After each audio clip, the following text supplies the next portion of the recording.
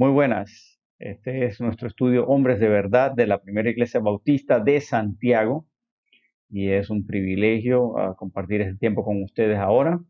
Les recordamos siempre, si les gusta lo que está recibiendo aquí, pues dele me gusta ahí en el canal de YouTube, ¿verdad? Oprime allí y también oprime la campanita para suscribirse y así cada vez que haya un material nuevo en nuestro canal, usted tendrá acceso al mismo.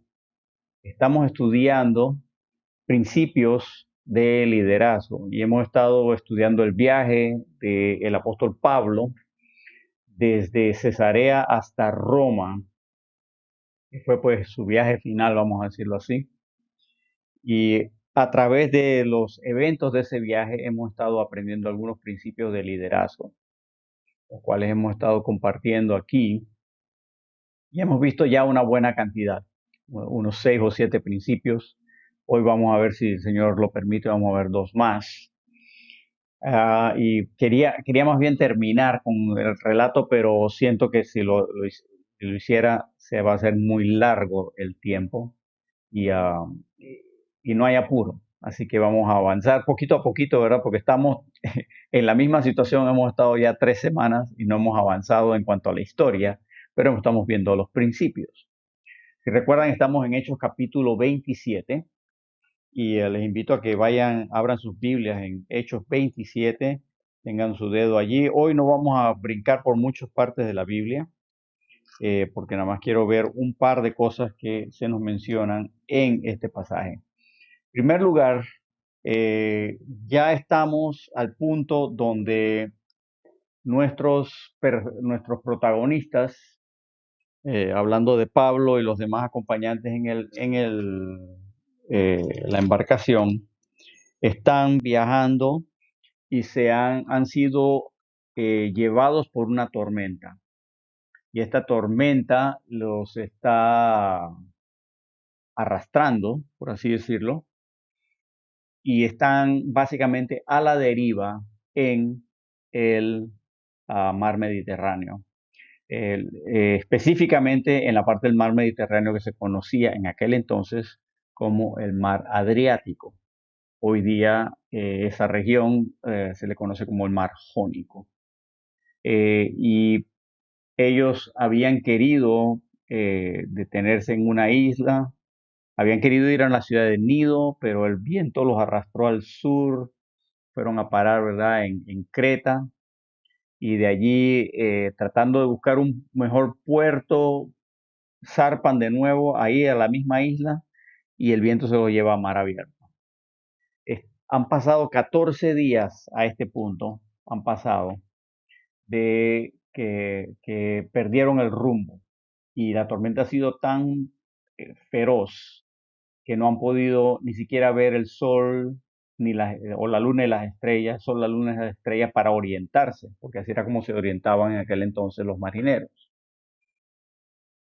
Y otra vez el viento es tan fuerte que no les ha quedado más remedio que atar el timón de la nave con cuerdas para que apunte en una sola dirección, o sea que el viento los empuja y ellos avanzan en una sola dirección y dejarse llevar.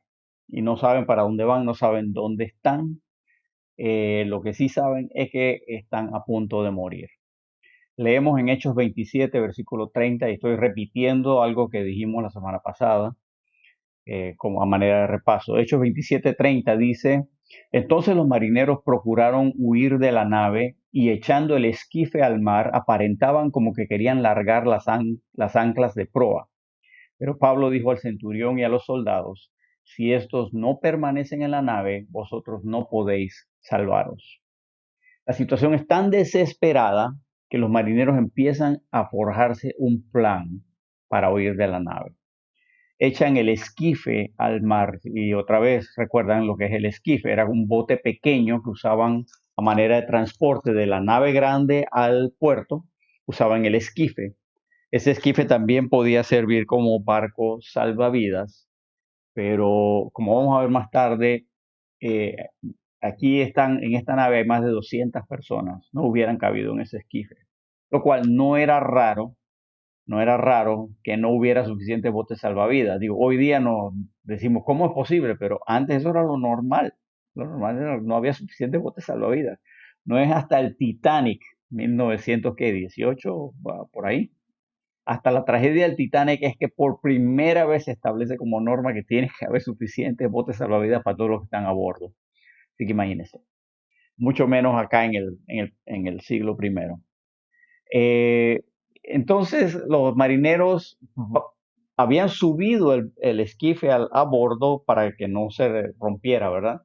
Ellos lo bajan al mar, dije, con excusa de que van a echar las anclas de proa o levantarlas, no sé. No, honestamente, cuando veo dije, eh, que quieren echar las anclas de proa, pero lo que en realidad quieren hacer es bajarse al esquife e irse, ¿no?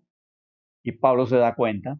Entonces Pablo le dice al centurión, a Julio el centurión, mira, si ellos escapan, ustedes no se salvan.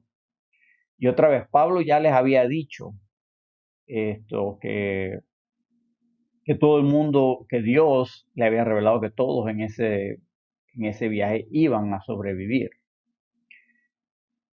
Pero Pablo interviene, ¿por qué? Porque él sabe que es necesario que los marineros permanezcan a bordo para que todos los pasajeros sobrevivan. Los marineros son los que están entrenados en el mar, no los pasajeros. Por eso Pablo se acerca al centurión y le dice, mire, si ellos no se quedan aquí, ustedes no se salvan. Y él me llama la atención que dice, vosotros no podéis salvaros. O sea, Pablo sabe, yo me voy a salvar porque ya Dios me dijo que yo llego a Roma, pero ustedes tal vez no. Aunque Dios le dijo, yo te concedo a todos los que van contigo, Pablo. ¿Por qué Pablo les dice esto? Que si ellos se van, ustedes no se salvan.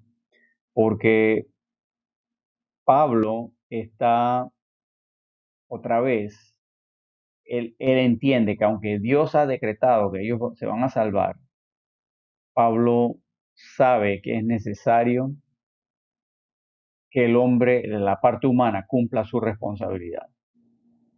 ¿Por qué? Porque Dios siempre usa instrumentos humanos.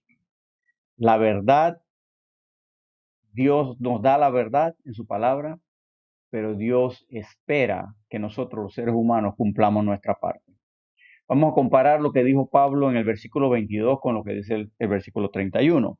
Leemos Hechos 27 y el versículo 22 dice, pero ahora os exhorto a tener buen ánimo, pues no habrá ninguna pérdida de vida entre vosotros, sino solamente de la nave. Versículo 23, porque esta noche ha estado conmigo el ángel de Dios, de quien soy y a quien sirvo, diciendo, Pablo, no temas, es necesario que comparezcas ante César, y aquí Dios te ha concedido a todos los que navegan contigo.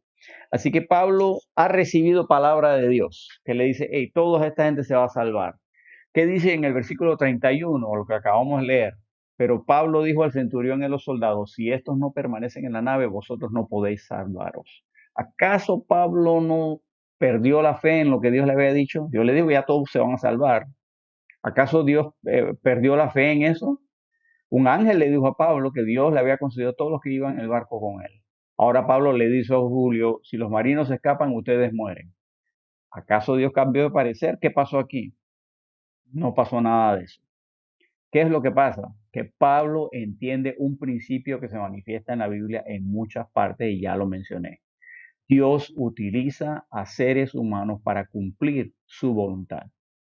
Dios establece, esto va a suceder, pero Dios, no quiero decir depende, porque no depende, pero Dios usa instrumentos humanos. Y es necesario que el hombre cumpla su responsabilidad para que el plan de Dios se cumpla. Cuando Dios quiere que algo suceda, Dios escoge a un hombre o una mujer para que lleve a cabo su plan y es necesario que esa persona cumpla su responsabilidad. Por ejemplo, cuando estudiamos la serie de la vida de José, vimos que Dios le usó expresamente a él para salvar a su padre Jacob y a sus hermanos de un hambre que se dio en toda la región. Si leemos la vida del rey David, Dios usó al rey David para establecer el reino de Israel. Si vamos al libro de Esther, Dios usó a Esther para salvar a los judíos de un complot que había para matarlos, para exterminarlos. Y de hecho a Esther, el primo, creo que es Mardoqueo, le dice específicamente a ella, mira, a lo mejor por eso tú estás aquí en el reino, para este momento. Y precisamente esa era la razón. Ella estaba en el reino, había sido elegida reina. ¿Para qué? Para salvar a los judíos. Por supuesto tenemos a María, la madre de Jesús. Dios usó a María para completar la obra de encarnarse, de hacerse hombre en la persona de Jesús. El punto es el siguiente.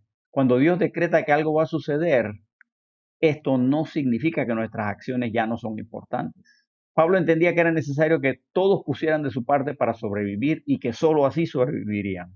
Si los marineros escapaban, esto atentaría contra los designios de Dios.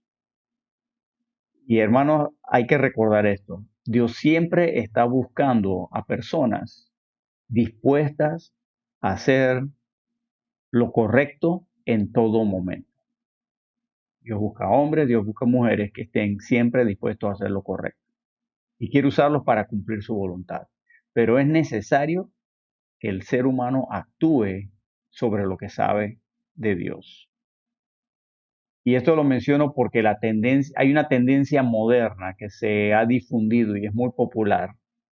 Esto de estar decretando cosas. Yo decreto tal cosa, no, yo decreto lo otro. Como que si diciendo, ¿no? Que ya decrete que va a ser así, ya no hay que hacer más nada. Y así va a ser, pues se va a cumplir porque ya lo decreté. Pues en este caso vemos que Dios decretó que todos se iban a salvar, pero ellos tenían que hacer su parte. Pablo pudo haber dicho, ve a los marineros que se quieren escapar, y dice, él pudo haber dicho, bueno, ya Dios decretó que nos vamos a salvar todos, no importa que se vayan. Pero Pablo, por la sabiduría que tiene, por experiencia con otros naufragios, él sabía, los marineros son imprescindibles para que todos se puedan salvar. No pueden hacer lo que les da la gana. Y por eso él va y acude a el centurión a decirle eso. Y este es un tema que a veces no es fácil de asimilar, porque Dios no me necesita a mí, en realidad Él no me necesita a mí, yo soy el que lo necesita a Él. Pero Dios tiene una función que Él quiere que yo cumpla en esta vida. Y de mí depende que se cumpla esa función. O sea, de mí, de que yo esté dispuesto a obedecer a Dios. Obviamente, si yo me niego a obedecer a Dios, Dios lo tiene todo fríamente calculado, Él buscará la manera de que se cumpla si yo desobedezco. Pero el hecho de que yo estoy aquí, quiere decir que todavía Dios tiene algo que Él necesita que yo cumpla. Y mi propósito en esta vida es averiguar qué es y hacerlo. Eso es cierto de todo el mundo. Dios ya, vamos a decir, decretó ciertas cosas en mi vida. Algunas las conozco porque están en la Biblia. Dios decretó que si recibes a Cristo, eres de Él, y entonces si recibes a Cristo, eres salvo. Si recibes a Cristo, la muerte segunda no tiene poder sobre ti. Eso es cierto de mí. La muerte segunda no tiene poder sobre mí. Cuando yo muera, dice, estaré ausente del cuerpo, pero presente en el Señor. Todo eso es cierto de mí. Hay otras cosas que no están en la Biblia, pero que Dios necesita que yo cumpla. Y Él me las irá revelando paso a paso, día tras día. Entonces, de mí depende estar pendiente y obedecer. Por ejemplo, la Biblia dice en Mateo 6:33, ustedes conocen este pasaje, Mateo 6:33, ¿qué dice? Mas buscad primeramente el reino de Dios y su justicia, y todas estas cosas, hablando de comida, vestido y techo, os serán añadidas. Él dice, busca primero el reino de Dios y todas estas cosas, comida, vestido y techo, te van a ser añadidas. Entonces, quiere decir que si yo busco el reino de Dios primero, yo me levanto y lo primero que hago es leo mi Biblia y paso una buena media hora o 45 minutos orando. Ese día tengo los 3 golpes asegurados y no tengo que hacer más nada. ¿Significa eso? No, de ninguna manera. ¿Por qué? Porque la misma Biblia me dice en 2 de Tesalonicenses 3:10, 2 de Tesalonicenses 3:10, ¿qué me dice? Dice, porque también cuando estábamos con vosotros, este es Pablo hablando, porque también cuando estábamos con vosotros os ordenábamos esto. Si alguno no quiere trabajar, tampoco coma. O sea, sí, Dios promete proveerme, ¿verdad? Comida, vestido y techo si yo le obedezco. Pero tengo que trabajar, porque si no, si soy un holgazán, Dios dice no te va a dar nada. Pero que se contradice Dios, no, es que así no es como funciona. Sencillamente así no es como funciona. Si yo busco a Dios, no me van a caer las cosas del cielo, de ninguna manera. Si buscas a Dios, entonces entenderás que es necesario trabajar para ganarse el pan diario. Y confiar en Dios que Él lo proveerá a través de mi trabajo. Dios va a usar mis esfuerzos para proveer lo que Él ha prometido darme y mucho más. Pero nosotros, por falta de fe, en lugar de buscar primero las cosas de Dios, buscamos primero el billete y entonces lo hacemos todo por el billete y luego el billete no alcanza y no sabemos por qué. Y eso está un poquito alejado del tema particular aquí de este pasaje, pero me parecía muy relacionado a lo que está pensando Pablo. Cada persona tiene que cumplir su responsabilidad. Pues ustedes y yo también tenemos que cumplir nuestra responsabilidad diaria. Dios no necesita mi ayuda, pero Él quiere mi participación. Si nos negamos a ayudar, los que salimos perdiendo somos nosotros, porque Dios se proveerá de otro medio para cumplir su plan, si yo no obedezco. ¿Qué hubiera pasado si estos marinos se escapan? Pues Dios de alguna forma hubiera salvado a los que iba a salvar. Pero el plan de Dios era usar a los marineros para que todos se salvaran. Y Pablo reconoce esto y por eso él interviene. Dios decretó resultado y el medio. ¿Cuál era el resultado? Que nadie iba a morir, pero también decretó el medio. ¿Cuál era el medio? Los marineros iban a ayudar. Pablo entendió esto de alguna forma y por eso cuando él ve el asunto de que estos se quieren escapar, él interviene. Y esto entonces me lleva a otro principio, aquí un principio de liderazgo. En este caso en particular, Dios le había indicado claramente a Pablo que todos sobrevivirían. Con esto también se implicaba que todos tenían que permanecer a bordo de la nave. Pablo entendió eso. Entonces, eso era, vamos a decir, una cosa fija. Para que todos nos sabemos, los marineros tienen que permanecer en la nave. Cualquier otro individuo, tal vez ustedes o yo, viendo esa situación, déjalo que se vayan, hombre, si no vale la pena pelear contra estos marineros quieren salir huyendo. No vale la pena pelear contra, no, déjalo que se vayan. Así hubiéramos reaccionado. Pero Pablo dice, no, ellos no se pueden ir porque entonces a lo mejor se me muere Lucas, o a lo mejor se me muere Aristarco, que van ahí en el barco con él, y seguramente algunos de los otros pasajeros. No podemos permitir eso. Y por eso Pablo no se queda callado. ¿Cuál es el principio? Que cuando hay algo absoluto, fijo, dado por Dios, no hay lo que se llamamos transigencia. No hay negociación posible. Las cosas que Dios ha decretado son fijas y no hay transigencia en ellas. Y cuando digo eso, ¿a qué me refiero? Me refiero a que la Biblia tiene cosas y dice cosas que son absolutas, verdades absolutas. ¿Verdad? Dice, el que tiene al Hijo tiene la vida y el que no tiene al Hijo de Dios no tiene la vida. Primera de Juan capítulo 5. Ay, ¿qué de las otras religiones? El que tiene al Hijo tiene la vida. El que no tiene al Hijo no tiene la vida. Pero que a mí me sometieron a este rito o aquel otro rito cuando yo era niño, cuando era bebé. El que tiene al Hijo tiene la vida.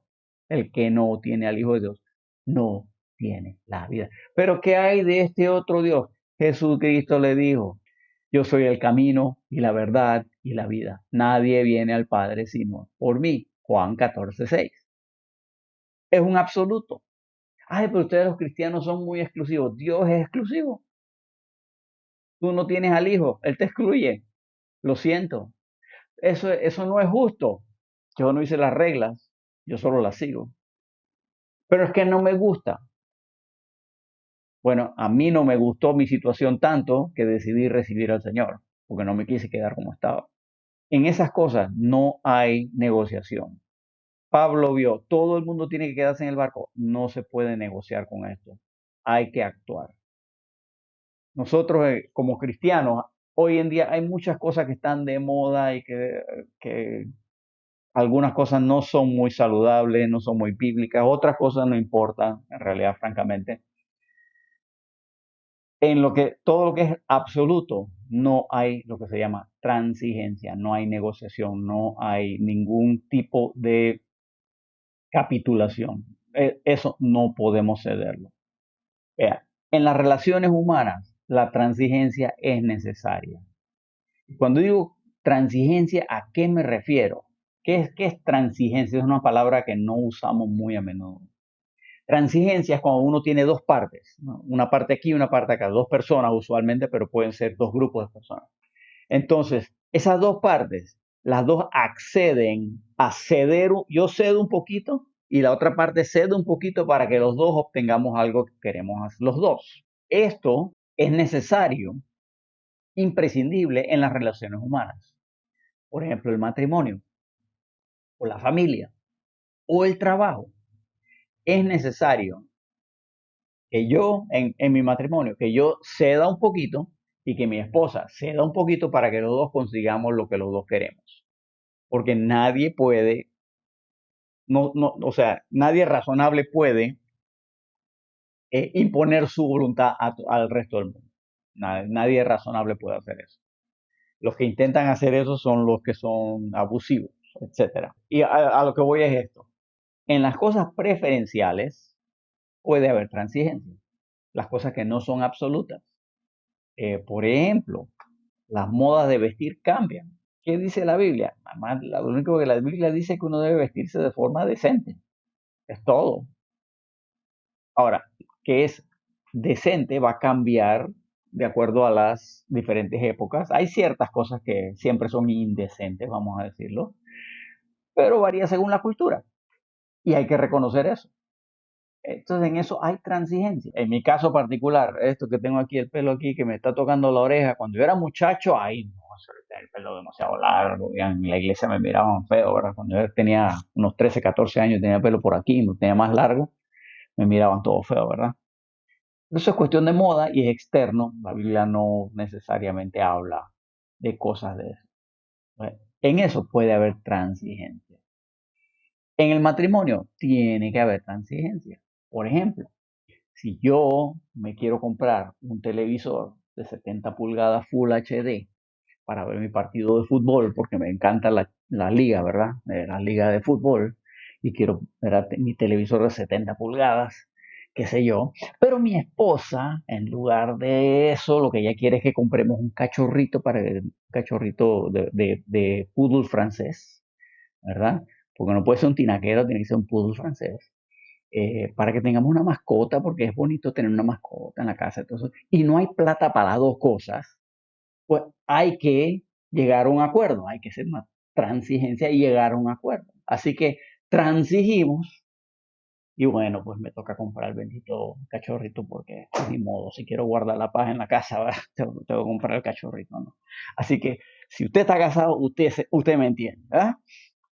Un poquito en broma, un poquito en serio. En realidad tenemos que transigir. Hay cosas que a mí personalmente, digamos, a esto no es lo que yo preferiría y mi esposa lo hace, pero no es la gran cosa. Entonces, yo la dejo hacer eso.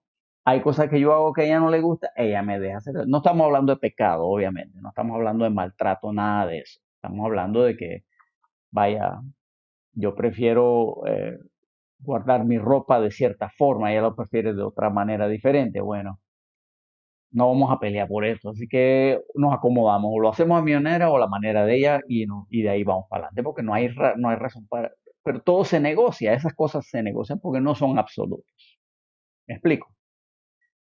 Pero cuando se trata de cuestiones de principio, cosas que la palabra de Dios establece con claridad, ahí no cedemos ni un poquito, lo siento, ni de relajo. Y por eso el líder tiene que tener bien claro qué dice la Biblia acerca de algunos temas que encontramos a diario. Por ejemplo, el tema de la mentira. ¿Qué dice la Biblia acerca de la mentira? ¿Vamos a transigir sobre la mentira? No podemos. ¿Qué dice la Biblia sobre el pecado sexual? ¿Vamos a transigir? No, no podemos ceder ni un poquito. Pecado sexual es pecado sexual. Se le llama por ese nombre. Ay, no, que es un estilo de vida. No, y será un estilo de vida, pero se llama pecado. Pecado. La deshonestidad, la avaricia, la codicia, el amor al dinero. Son cosas que vemos todos los días, no solo en nosotros, sino en la gente a nuestro alrededor.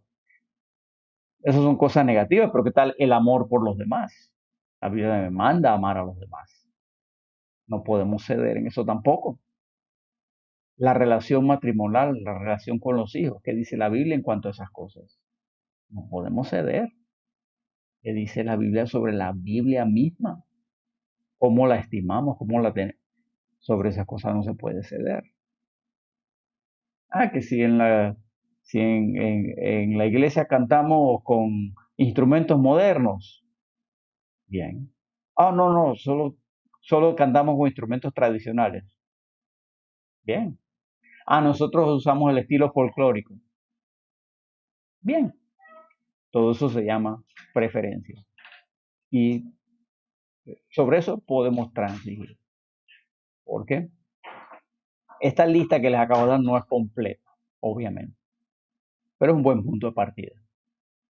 Y la repito, tenemos la mentira, el pecado sexual, la deshonestidad, la avaricia o codicia o amor al dinero, también el amor por los demás y la relación matrimonial, la relación con nuestros hijos. Y lo último que mencioné es la misma Biblia. Si alguien quiere añadir otra fuente de autoridad aparte de la Biblia, ¿qué es lo que nosotros creemos? La Biblia es nuestra única fuente de autoridad para toda nuestra fe y la práctica de nuestra vida cristiana. ¿Alguien quiere añadir otra fuente de autoridad? Decimos, de ninguna manera. Y no quiero mencionar, ¿verdad?, ejemplos, pero otras religiones añaden, tienen la Biblia, pero tienen este otro libro también. ¿Qué decimos? De ninguna manera. Otras religiones dicen, tenemos la Biblia, pero también tenemos estas tradiciones y ritos y todo eso. De ninguna manera. Sencillamente no. Ahí, ahí trazamos la raya en la arena. No, eso no pasamos. Si alguien nos quiere cambiar nuestra Biblia, decimos, de ninguna manera. Así que eso es lo primero que veo ahí en los dos versículos que leímos. Le dije que hoy no íbamos a buscar tantos pasajes porque francamente estoy nada más con 4 versículos y me tiene pensando en muchas cosas. Un último comentario sobre la acción de Pablo. A pesar de percibir que ya Pablo se da cuenta que tiene influencia sobre los demás. Él lo percibe. Por eso él se acerca con confianza a Julio el centurión y le habla con autoridad. Pero observen, Pablo continuó respetando la cadena de mando. Pablo no fue donde los marineros a decirle, hey, ¿qué están haciendo ustedes? No, me paran eso de una vez. Él no fue a hacer eso. ¿Qué fue? Él fue donde el centurión, porque el centurión era el que tenía autoridad sobre él, ¿verdad? Aunque él ya tenía liderazgo sobre el centurión, influencia sobre el centurión, recuerdan que el liderazgo es influencia. La cadena de mando Pablo la respeta, le dice, mira, Julio, ellos se quieren escapar. Si ellos se escapan, ustedes no se salvan. Y entonces Julio tomó acción. Esto es importante porque a veces se nos olvida a nosotros respetar la cadena de mando que está establecida. Y cuando hacemos eso, en lugar de actuar con liderazgo, lo que estamos haciendo es actuar con rebeldía. Estamos rebelándonos al orden establecido. Y otra vez, hay circunstancias donde tal vez eso se justifique, en caso de emergencia o qué sé yo, ese sería el extremo, pero esa sería la excepción que prueba la regla. La regla es que respetamos la cadena de mando. Asimismo, Pablo, él entendió eso y eso me llama también la atención. A nosotros aquí en nuestra cultura nos gusta circunvalar la cadena de mando porque la burocracia y todo es tan difícil. No, no, no, mejor con una palanca aquí yo consigo lo que quiero más rápido, ¿verdad? Eso no es actuar con liderazgo. Y otra vez, hay excepciones, yo no digo, ¿verdad? Si yo veo que viene un camión y le va a pasar a alguien por encima y hay un policía, pero no se está dando cuenta que eso es lo que está pasando, hey, yo voy corriendo y le aviso, hey, quítate del camino o corro ¿no? Para empujarlo fuera del camino, lo que sea. Eso sería un caso de emergencia, un extremo, ¿no? Pero el extremo no es lo que normalmente pasa. Continuamos leyendo, volvamos a Hechos 27. Leemos el versículo 33. Cuando comenzó a amanecer, Pablo exhortaba a todos que comiesen, diciendo, este es el 14º día que veláis y permanecéis en ayunas sin comer nada. Por tanto, os ruego que comáis por vuestra salud, pues ni aun un cabello de la cabeza de ninguno de vosotros perecerá. Y habiendo dicho esto, tomó el pan y dio gracias a Dios en presencia de todos, y partiéndolo, comenzó a comer. Aquí Pablo está viendo, está empezando a amanecer. Y ya van a poder ver si hay tierra cerca. Y Pablo nuevamente toma la iniciativa aprovechando la influencia que se ha ganado, el liderazgo que se ha ganado. Él dice, vamos a hacer algo aquí.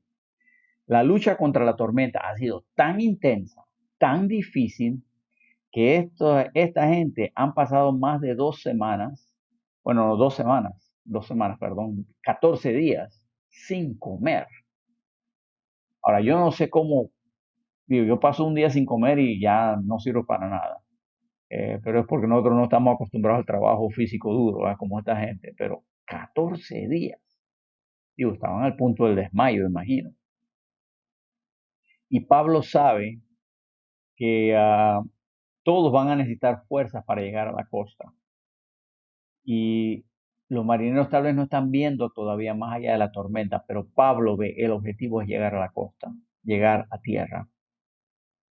Y vean que Pablo en el versículo 34 les dice, por tanto os ruego que comáis por vuestra salud, pues ni aun un cabello de la cabeza de ninguno de vosotros perecerá. Otra vez hay palabras de aliento. Pablo le dice, todos nos vamos a salvar, pero tienen que comer algo para tener fuerza, muchachos.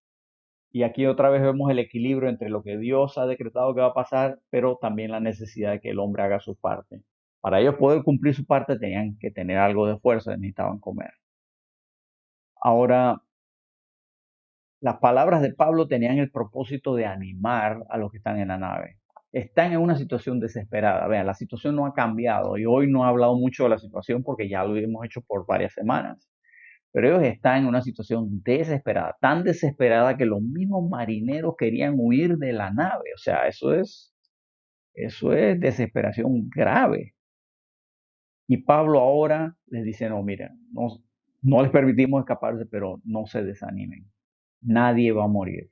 Él le quiere animar, le dice, ustedes tienen que comer por su salud, por su propio bien. No queremos que nadie aquí caiga por falta de fuerzas.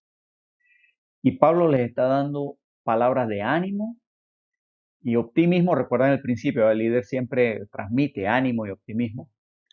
¿Pero por qué? Porque Pablo está viendo más allá de la situación aquí, él está viendo el final. El final es llegar a tierra para salvarnos. Él no está viendo lo que está aquí y quiere transmitir ánimo para que ellos dejen de estar concentrados nada más en la tormenta que tienen enfrente. Y esto me hizo pensar, ¿verdad? ¿Podemos tú y yo hacer eso? Con nuestras esposas, con nuestros hijos, los que somos casados, ¿verdad? O nuestros hermanos en Cristo, o los compañeros de trabajo. Digo, nosotros cuando nos vemos en una tormenta, usualmente nos enfocamos en la tormenta y no vemos el final de la tormenta, lo que hay más allá. Y eso es normal, no se sienta mal, ¿verdad? No estoy regañando a nadie porque a mí me pasa también. Eh, Cuando estamos en una situación muy difícil, eh, nos cuesta ver más allá. Pablo tuvo esa capacidad de ver más allá. Lo que necesitamos es el objetivo es llegar a costa. Muchachos, no se me desanimen, vamos a llegar a costa. Todo el mundo se va a salvar. coman porque van a necesitar fuerza, porque vamos para allá apenas salga el sol. Tranquilos. Él está infundiéndoles ánimo. Y tanto ánimo, tanta confianza les infunde que él delante de Dios da gracias a Dios y empieza a comer. La semana próxima vamos a ver que todos se animan después de ver a Pablo hacer esto. Ahora, esta es la pregunta. ¿Puedes tú hacer eso con los que están a tu alrededor? ¿Qué hay de tu esposa? Cuando están ustedes dos pasando por un momento difícil, puede ser, digamos, la economía o un problema de salud, o un problema en el trabajo. ¿Puedes tú hacer eso donde tú le transmites a tu esposa o a tus hijos una sensación de esperanza, de ánimo, de que vamos a salir adelante tranquila? Mi esposa y yo hemos pasado por varias tormentas, algunas más fuertes que otras. Recientemente pasamos por una por tema de dinero, ¿no? El dinero siempre es un problema en toda familia, ¿verdad? A menos que usted sea eh, supermillonario. Todos tenemos problemas de dinero. El dinero nunca alcanza. Esa es la realidad. No importa cuánto tenga, siempre hace falta para algo más. Y mi experiencia es que tiene más dinero, más grandes son tus gastos. Pase lo que pase. No hay nadie que esté sobrado, excepto algunos cuantos individuos. Pero bueno, eso no es el tema de hoy. Mi esposa, por ejemplo, a todas las mujeres en realidad, pero a mi esposa en particular, eso la desanima mucho, porque trabajamos duro, tratamos de ser sabios con el dinero y aún así tenemos problemas. Entonces, es mi trabajo como esposo ver más allá y decir, mira, tranquila, vamos a salir adelante, este es el plan. Este es el plan que vamos a hacer para salir adelante, para salir de esta deuda, salir de aquella deuda. Y gracias al Señor, Él ha sido fiel. Pero ahorita mismo no me refiero a la fidelidad del Señor porque Él es siempre fiel, pero me refiero a mi trabajo como líder. En este caso, líder de mi esposa. Yo le tengo que infundir palabras de aliento para que ella se sienta que no estamos desesperanzados. Conozco a un hombre vaya, él no podía darle una buena palabra de ánimo a su hijo, su propio hijo, porque al hijo no le gustaban los deportes. Yo no le hallo la lógica a eso, pero en la mente de este hombre, porque el muchacho no le gustaba los deportes rudos, así como a él, el muchacho no estaba destinado a grandes cosas. Adivinen qué, el muchacho cree que no está destinado a grandes cosas. ¿Qué les parece? ¿Alguien está sorprendido? No. Este hombre no supo darle palabras de ánimo a su propio hijo. Conocí a otro hombre, un tipo de que a sus 28 años de edad, le soy sincero, no quiero ser malo, pero yo nunca había conocido a una persona tan inútil como este hombre. Le digo, él me dice, ay, mi refrigeradora se me dañó, porque dice que se le salió todo el gas. ¿Cómo que se le salió todo el gas? ¿Qué le pasó? ¿Por qué dice que se le salió todo el gas? Es que mi mujer dejó la puerta del congelador abierta y ahora se le salió todo el gas. ¿Cómo? No, eso no funciona así. ¿Cómo tú tienes 28 años y no sabes? O sea, yo no sé, pues alguna gente no crece con refrigerador, pero este individuo sí. Desde niño yo sé que tenía en su casa refrigerador.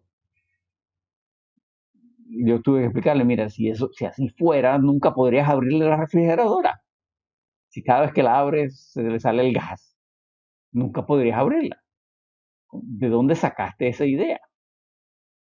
Y bueno, hablando con él, conociéndolo mejor, o sea, el hombre literalmente no sabía cambiar un bombillo de eléctrico. Yo no sé, ¿cómo tú llegas a esa edad sin saber cosas fundamentales? Hablando con él, me dijo, es que el papá siempre le dijo, tú no sirves para nada, tú no sirves para nada, tú no sirves para nada. Y adivinen qué, él no servía para nada.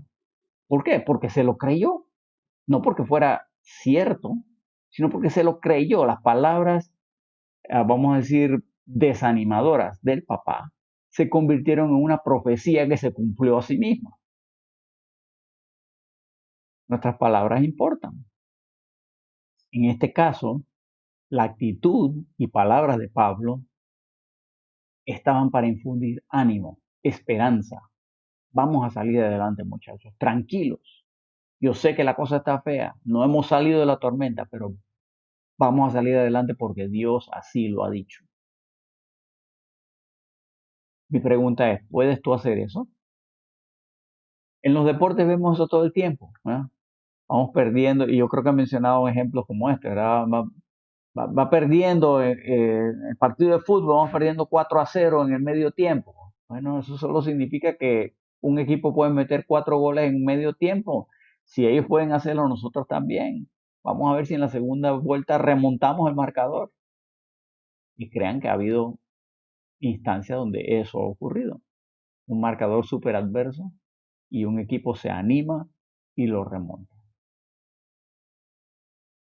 Hermanos, nosotros como varones, esos dos principios tenemos que recordarlos. Primero, no podemos transigir en lo que es absoluto. Lo que Dios ha dicho, que así es, así es. ¿Dónde encuentro lo que Dios ha dicho? Aquí en este libro. En este libro. Y obviamente eso no se puede sacar de la noche a la mañana, eso no es algo que aprendo en 2 semanas, un cursillo, un fin de semana intensivo, no. Yo aprendo la Biblia por medio de estudiarla todos los días, o leerla todos los días, estudiarla regularmente, vamos a decir, porque seamos sinceros, nadie la estudia todos los días. Pero sí debemos estudiarla regularmente y leerla a diario, meditar en ella a diario. Entonces, hermanos, eso es número uno, no transigimos en lo absoluto. El segundo, el segundo principio es que nosotros tratamos de ver el objetivo final y no la circunstancia que tenemos delante. Tratamos de ver qué quiere Dios, dónde me quiere llevar Dios, no el obstáculo que tengo enfrente que me impide llegar allá, porque quiero poder dar palabras de ánimo. El líder se enfoca siempre en el objetivo, hacia dónde vamos, qué vamos a lograr. Pablo se enfocó en eso, vamos a tierra, muchachos, vamos a tierra, no se preocupen, nadie va a morir.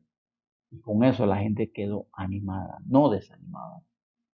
¿Podemos hacer eso tú y yo? Yo tengo que confesar que yo no siempre lo hago. A veces yo me frustro, yo soy una persona que me he descubierto con mis años que me frustro con mucha facilidad, especialmente cuando algo se supone que funciona así y no lo hace.